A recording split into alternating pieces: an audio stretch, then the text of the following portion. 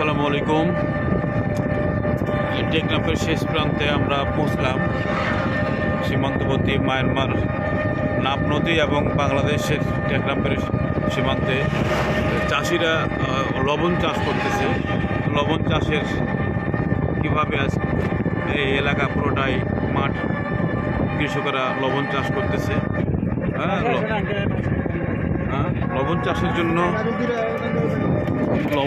জন্য কিভাবে জমি প্রস্তুত করতে হয় এটা আমাদের হয়তো অনেকে জানি না। এখন আমরা বই পুস্তকে পড়েছি, এখন বাস্তবে এসে ফিল্ডে দেখতেছি যে লবণ চাষিরা তাদের লবণ চাষ করার পদ্ধতি দেখেন।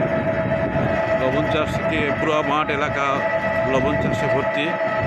নাপ নদী এবং বঙ্গোপসাগরের পাশ ঘেঁষে রয়েছে এই লবণ চাষ। মধ্য দিয়ে রাস্তা, সাগরের পানি দিয়ে কিভাবে জোয়ারের সময় এই লবণ চাষ করতে হয় সেটা আমরা অনেকে জানি না।